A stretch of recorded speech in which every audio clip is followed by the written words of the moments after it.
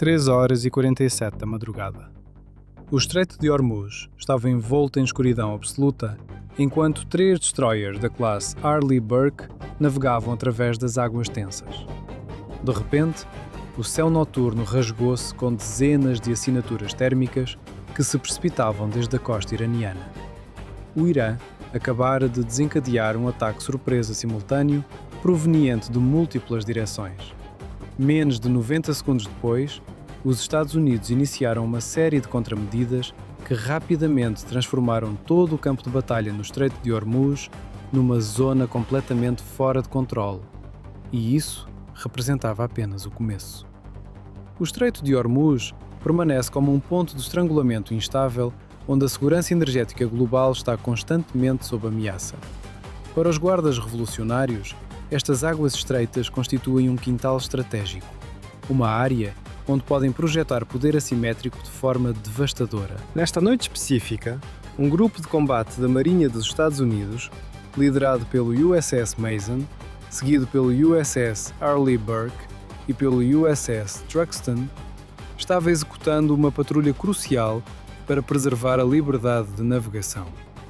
Dezenas de lanchas mosquito dos guardas revolucionários, embarcações ultra-rápidas com baixíssima assinatura radar, dispararam de pequenas enseadas costeiras juntamente com drones Shahed. Estes sistemas foram empregados para saturar completamente as telas de radar americanas e atrair os destroyers para uma zona de combate próxima à costa, onde pesadas baterias de mísseis costeiros aguardavam em posição. No alto, drones de retransmissão iranianos estabeleciam uma ponte digital que transmitia dados de alvos em tempo real entre as embarcações de ataque rápido e os centros de comando no interior do país, permitindo que o enxame se adaptasse e redirecionasse dinamicamente. A resposta foi imediata. A bordo do USS Mason, o sistema de combate Aegis entrou em modo de combate total. Para lidar com o denso padrão de ataque do enxame, o USS Arleigh Burke ativou arrays de rastreamento adicionais, compartilhando dados de alvos com o Mason para evitar sobrecarga dos sensores. Simultaneamente, o USS Truxtun preparava seus interceptadores de longo alcance para o primeiro engajamento defensivo. O radar SPY-6 iniciou varreduras de alta resolução sobre todo o horizonte. A formação executou manobras táticas agressivas com curvas rápidas para interromper a tentativa iraniana de cerco por múltiplos lados e garantir linhas de tiro desobstruídas. 3h52. A situação tática no Estreito de Hormuz escalou para um combate de alta intensidade à medida que as formações de lanchas mosquito dos guardas revolucionários reduziam a distância. O USS Mason e o USS Truxtun começaram ataques defensivos coordenados. De seus sistemas de lançamento vertical Mark 41, foram disparadas salvas de mísseis RM-162 e IS-SM. Estes interceptadores de médio alcance, produzidos pela Raytheon, tinham a tarefa específica de eliminar as ondas densas de drones suicidas Shahed antes que estes pudessem entrar em sua fase final de mergulho. Simultaneamente, os canhões navais de 127 mm Mark 45 Mod 4, a bordo de ambos os destroyers, abriram fogo contínuo. Utilizando projéteis de fragmentação, os canhões perfuraram as formações dianteiras das lanchas mosquito, formando uma parede de aço destinada a quebrar o ímpeto do ataque de enxame iraniano. A reação do Irã foi rápida e calculada. Para contrariar a aquisição de alvos de precisão americana, os drones Shahed restantes receberam ordem de descer para altitude extremamente baixa, roçando apenas alguns metros acima das ondas. A manobra foi projetada para sobrecarregar o sistema de combate Aegis americano, forçando-o a processar centenas de ameaças em baixa altitude em meio a intensas interferências de radar causadas por reflexões nas ondas. Ao maximizar a carga de processamento do radar, o Irã tentava ocultar os verdadeiros vetores de ataque de suas embarcações rápidas. Em meio ao caos, o USS Arleigh Burke assumiu o papel crucial de plataforma de radar anti-interferência. Enquanto os sensores primários a bordo do Mason e do Truxtun concentravam-se em missões de interceptação, o Arleigh Burke utilizava modos de rastreamento auxiliares para manter uma segunda imagem tática estável da situação. Isso evitou que as forças operacionais fossem efetivamente cegadas pelo número esmagador de alvos recebidos. Enquanto isso, a rede de retransmissão costeira iraniana continuava transmitindo dados de alvos de alta largura de banda diretamente para as formações do Lanchas Mosquito. Este fluxo ininterrupto de informações permitia que as embarcações rápidas iranianas executassem mudanças súbitas de curso em alta velocidade, contornando com sucesso as aquisições de alvos americanas e atraindo os destroyers mais profundamente para a zona de combate costeira. 4 horas e 5 minutos. O caráter do combate mudou da força de fogo cinética para a superioridade eletrónica. Do convés do USS Abraham Lincoln, aeronaves EA-18G Growler mergulharam na zona de combate. Estas aeronaves de guerra eletrónica construídas pela Boeing ativaram seus sistemas receptores táticos ALQ-218 e seus jammers ALQ-99, desencadeando assim um ataque eletrónico de larga escala. Seu objetivo principal era cortar o cordão umbilical digital entre os centros de comando costeiros iranianos e suas frotas offshore.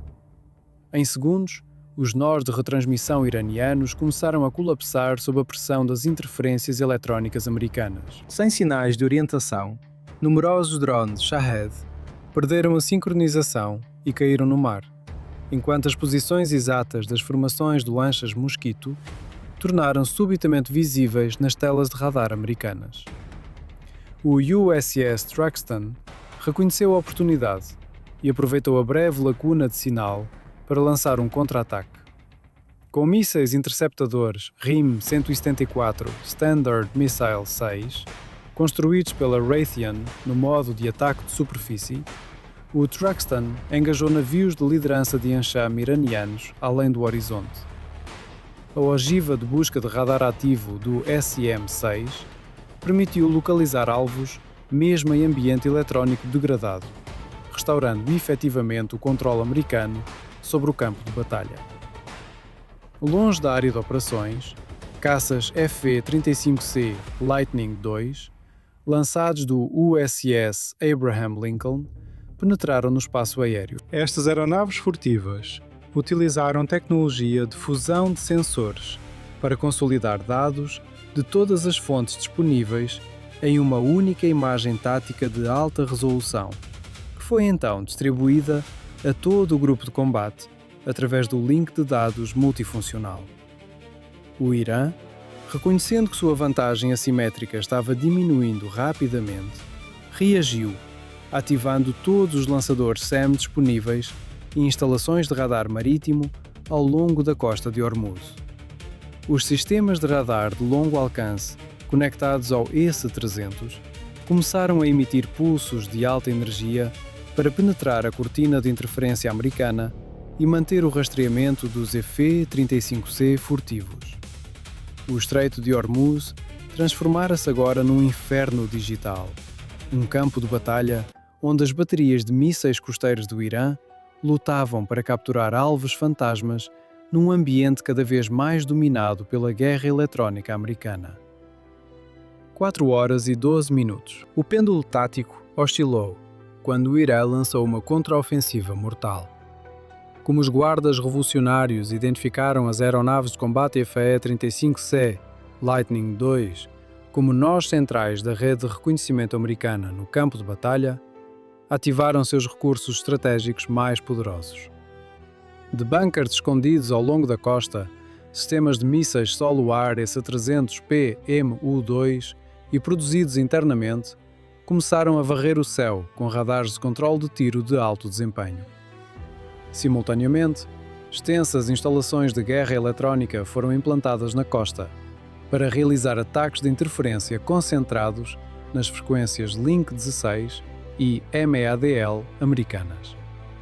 Este ataque digital prejudicou com sucesso a capacidade dos FE-35C de compartilhar uma imagem tática unificada com os destroyers. Pela primeira vez na batalha, os pilotos dos FE-35C foram forçados a mudar para um modo de rastreamento local, confiando exclusivamente em seu radar embarcado, AN/APG-81, e sistema de mira eletroóptico para manter a consciência situacional.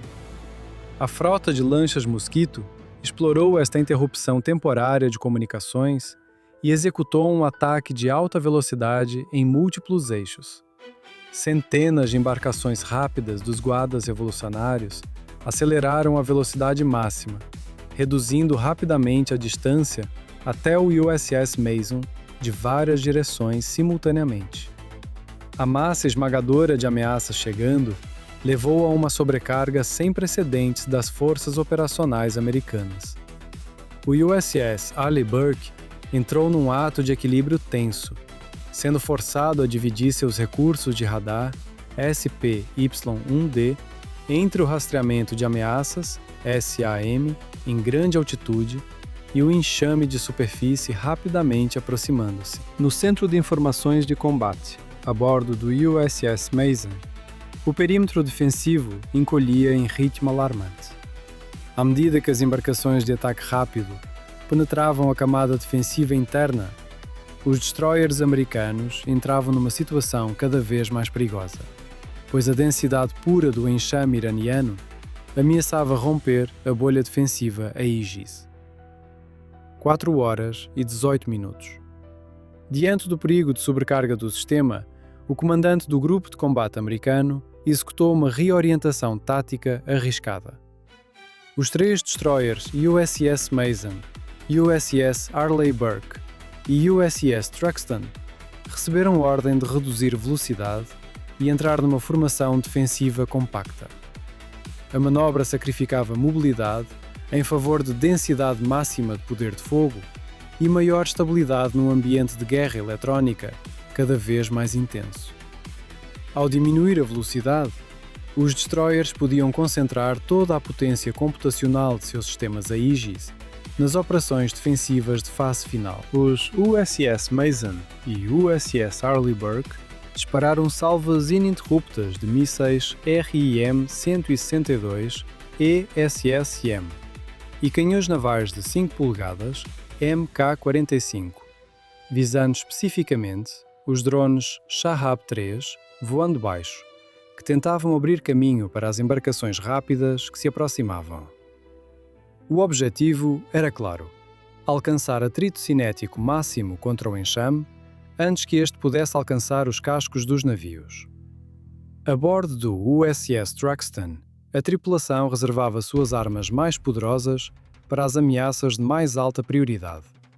Os mísseis interceptadores RIM-174 Standard SM-6, produzidos pela Raytheon, foram especificamente retidos para Vampiros, mísseis antinavio de alta velocidade lançados da costa iraniana ou de plataformas de ataque rápido especializadas.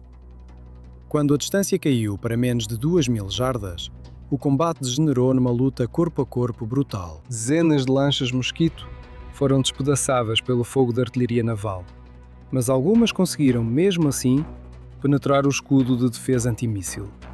Isso ativou a última camada defensiva, o sistema de armas de curto alcance Mark XV Phalanx.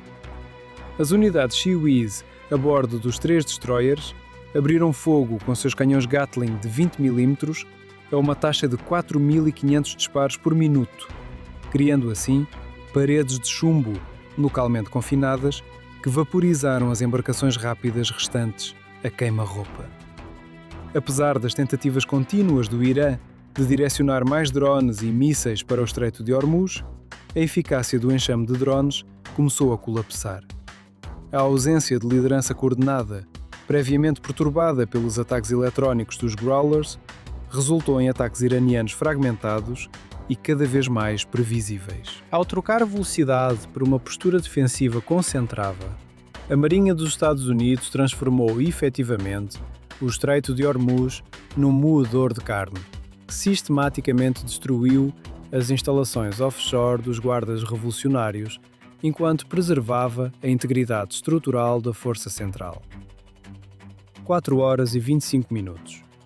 A névoa digital da guerra finalmente cedeu à persistência tecnológica americana. Após minutos de manobras eletrónicas intensas, a rede de troca de dados táticos da Força-Tarefa baseada no M, a DLE do EF-35C, conseguiu recalibrar com sucesso, filtrando as interferências iranianas. Com a situação tática estabilizada, a Marinha dos Estados Unidos passou de uma postura defensiva para uma contraofensiva coordenada e mortal.